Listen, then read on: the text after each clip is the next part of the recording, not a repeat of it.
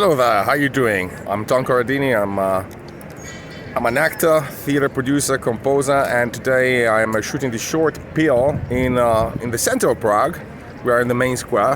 Have a look around where the astrological tower is, and statue right there behind me. And today's Peel is going to be about posters. I'm probably going to shoot many videos about that. We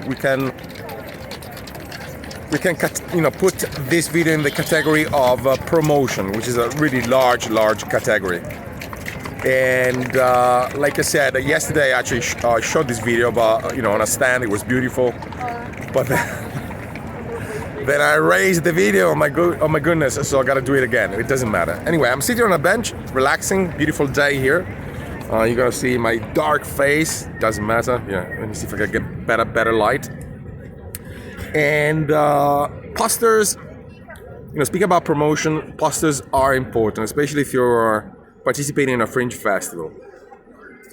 They really are. And I mean, they are so important that usually when I create a show, and if I vlog after this summer, you're going to see some new shows I'm going to develop.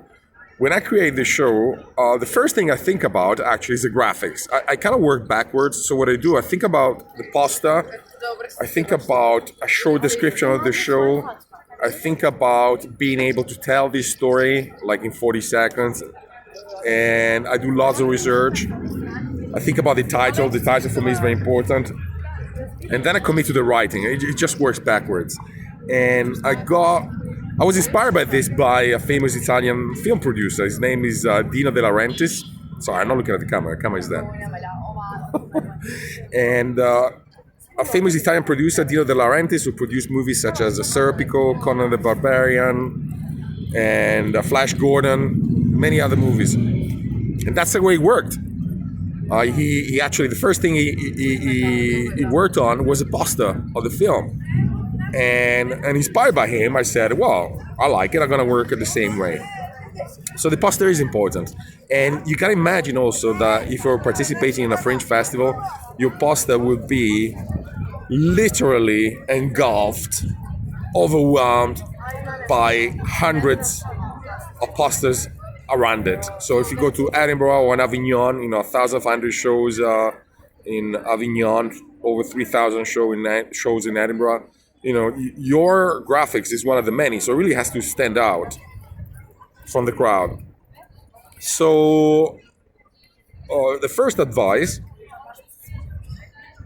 based on my experience, is this: faces work, graphics, pure graphics just doesn't work. You can see that in films.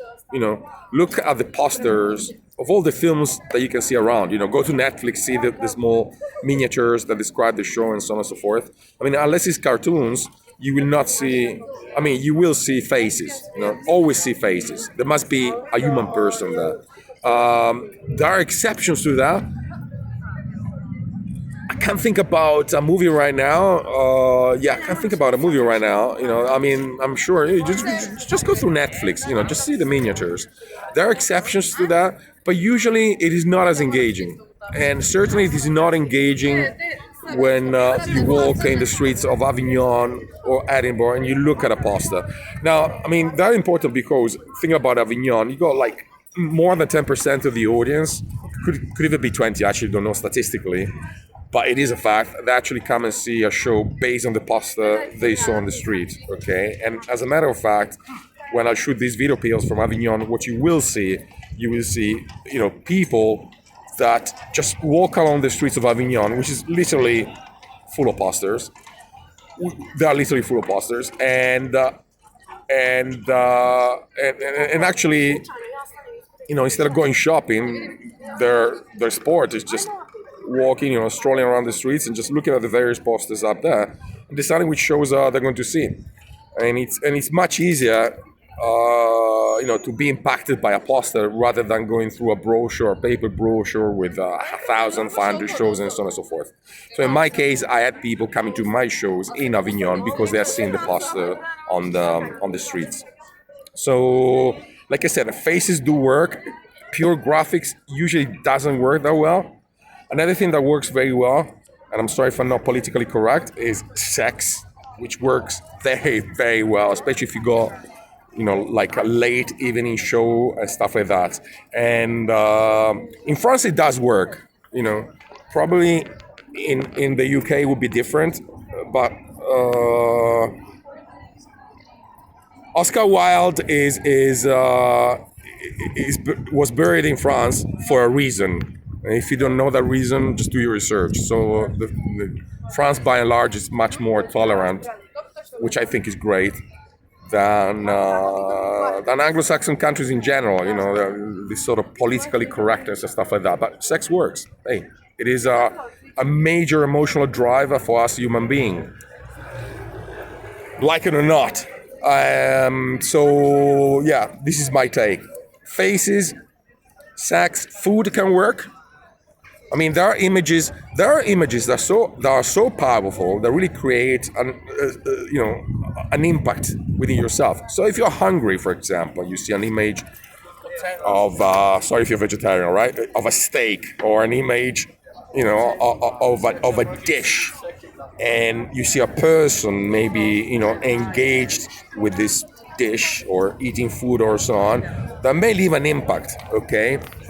There are also something, there's a language which is called subliminal language. That is to say, you use symbology that kind of evokes what I'm talking about.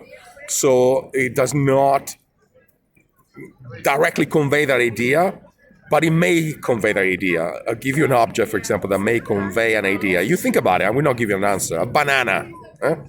A big, beautiful, juicy, big banana held by an actress that uses it as a microphone. What do you think it evokes? So yeah, I just leave it up to you. I'm sorry, I am sharing the sordid truth here.